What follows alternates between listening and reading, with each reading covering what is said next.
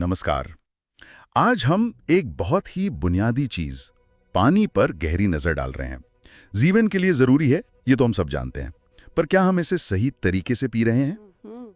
हमारे पास है महर्षि वाग्भट का अद्भुत ग्रंथ अष्टांग हृदयम। इसमें पानी पीने के कुछ नियम हैं जिनसे कहते हैं 100 से ज्यादा बीमारियों से बचा जा सकता है जी। तो आज का मिशन है इन सदियों पुरानी सलाहों से सेहत के कुछ राज समझना। बिल्कुल। और ये जो जानकारी है ये अष्टांग हृदयम से ली गई है। आपको पता ही होगा ये आयुर्वेद के 3 सबसे बड़े और महत्वपूर्ण ग्रंथ है ना। हाँ, बृहत्त्रयी। हाँ, बृहत्त्रयी, ये द ग्रेट ट्रायो, उन्हीं में से एक है ये। और पानी के ये नियम ग्रंथ के पहले ही खंड सूत्र स्थान में मिलते हैं। उसमें खास अध्याय है द्रव्य विज्ञानीय, जो तरल पदार्थों के गुणों पर ही है। अच्छा, और वाग्भट जी पानी को मतलब कितना महत्व देते हैं? होते हैं, मतलब जो हम भोजन या दवा के साथ लेते हैं उनमें बारिश का पानी, जिसे वो महेंद्र तोय कहते हैं, वो सबसे उत्तम है। महेंद्र तोय जी, या फिर वो पानी सबसे अच्छा है जो किसी व्यक्ति के लिए सात्म्य हो। सात्म्य मतलब जो उसके शरीर को आसानी से सूट कर जाए, जिसे शरीर बिना किसी दिक्कत के अपना ले। अच्छा, तो पानी सिर्फ प्यास बुझाने के लिए नहीं है, ये अपने आप में एक औषधि है। सही बात है। तो फिर चलिए नियमों पर आते हैं। सबसे पहला, सबसे बुनियादी नियम, पानी आखिर पीना कैसे चाहिए? हम तो अक्सर बस उठाया और गटागट पी गए। हाँ, यहीं पर पहला बड़ा सबक है। अष्टांग हृदयम कहता है पानी हमेशा घूंट घूंट करके पीना चाहिए, आराम से सिप करके। घूंट घूंट करके क्यों? इसके पीछे एक बहुत अच्छा तर्क है। देखिए, हमारे मुंह में जो लार बनती है ना, वो क्षारीय होती है, मतलब एल्कलाइन। जब हम घूट घूट करके पानी पीते तो ये लार पानी के साथ मिलकर पेट में जाती है, और पेट का माहौल कैसा होता है? अम्लीय, एसिडिक। हाँ, एसिडिक। तो ये लार पेट के एसिड को संतुलित करने में मदद करती है। इससे पाचन सुधरता है। अरे वाह! तेजी से गटागट पीने में ये मौका नहीं मिल पाता। अच्छा, तो मतलब लार का पेट के एसिड को बैलेंस करना, ये तो मैंने कभी सोचा ही नहीं था। जी, आज की भागदौड़ भरी जिंदगी में हम ये सब कहाँ सोचते हैं। छोटी सी बात है पर कितनी महत्वपूर्ण। और पानी का तापमान ठंडा चलेगा या गर्म? फ्रिज का पानी? आयुर्वेद में ना बहुत ठंडा पानी पीने से मना किया गया है, खासकर जो सीधे फ्रिज से निकाल कर पीते हैं। अच्छा, पर गर्मियों में तो? हाँ, लगता तो अच्छा है, लेकिन तर्क ये है कि ठंडा पानी हमारी जठराग्नि को, मतलब जो पाचन की अंदरूनी आग है, या कह लें वो मेटाबॉलिक हीट जो खाना पचाती है, उसको एकदम से धीमा कर देता है, बुझा सा देता है। जैसे गर्म पर ठंडा पानी। बिल्कुल वही समझ लीजिए। नतीजा क्या होता है? खाना ठीक से पचता नहीं और शरीर में आम दनने लगता है, मतलब अधपचा विषाक्त पदार्थ। और ये आम ही कई बीमारियों की जड़ माना जाता है। बाप रे।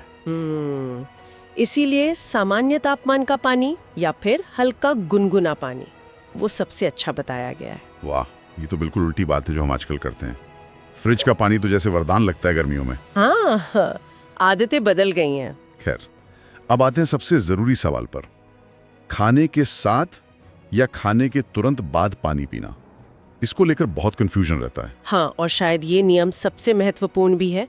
ग्रंथ बिल्कुल साफ कहता है भोजन के तुरंत बाद पानी कभी नहीं पीना चाहिए। कभी नहीं? बिल्कुल नहीं। कारण वही है, जठराग्नि। देखिए, जब हम खाना खाते हैं तो उसे पचाने के लिए पेट में पाचन अग्नि तेज होती है जी। अगर हम तुरंत पानी पी लेंगे तो वो अग्नि मंद पड़ जाएगी, जैसे जलती आग पर पानी डाल दिया हो। हाँ, लॉजिकल है। इससे पाचन बिगड़ जाता है। तो नियम ये है कि खाने के कम से कम 45 मिनट से 1 घंटे बाद ही पानी पिएं। 45 मिनट से 1 घंटा? हाँ, अगर जरूरत लगे, मान लीजिए खाना अटक रहा है या गला सूख रहा है, तो भोजन के बीच में 1-2 घूंट गुनगुना पानी ले सकते हैं, बस 1-2 घूंट। ये नियम मानना आज के समय में थोड़ा मुश्किल जरूर लगता है, लेकिन इसके पीछे का विज्ञान तो समझने लायक है। बिल्कुल। अच्छा, क्या कुछ ऐसी बीमारियां भी हैं जिनमें पानी कम पीने की सलाह दी गई है, सामान्य से कम? जी हाँ, ग्रंथ में कुछ खास स्थितियों का जिक्र है जहाँ पानी का सेवन कम करने को कहा गया है। जैसे पांडु रोग है, जिसे हम खून की कमी या एनीमिया कह सकते हैं। उदर रोग, मतलब पेट के रोग, खासकर जिनमें पेट में पानी भरने लगता है, असाइटिस वगैरह। अतिसार यानी दस्त, गृहिणी, पाचन की एक पुरानी समस्या जिसे आजकल IBS जैसा समझ सकते हैं। ओके। शोष, जब शरीर सूखने लगता है, जैसे टीबी में होता है। और शोथ यानी शरीर में कहीं सूजन या एडिमा हो।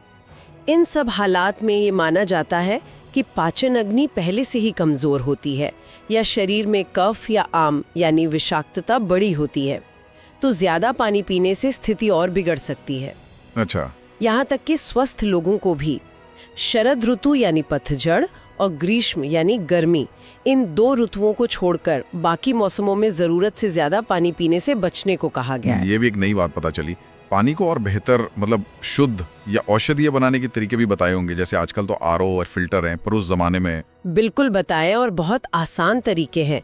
सबसे उत्तम और सरल तरीका बताया गया है पानी को उबाल कर फिर ठंडा करके पीना। उबाल कर ठंडा करना। जी, इसे श्रुत शीत जल कहते हैं। उबालने से पानी की अशुद्धियां कम हो जाती हैं और ये पचने में बहुत हल्का हो जाता है। खासकर जब शरीर में पित्त बड़ा हो, गर्मी बड़ी हो, तब ये बहुत फायदेमंद है। और दूसरा एक और तरीका है पानी को रात भर तांबे के बर्तन में रखना। हाँ, ये तो सुना है काफी। जी, माना जाता है कि तांबा पानी को शुद्ध करता है और साथ ही शरीर के जो 3 मुख्य दोष हैं, वात, पित्त, कफ, उनको संतुलित करने में भी मदद करता है।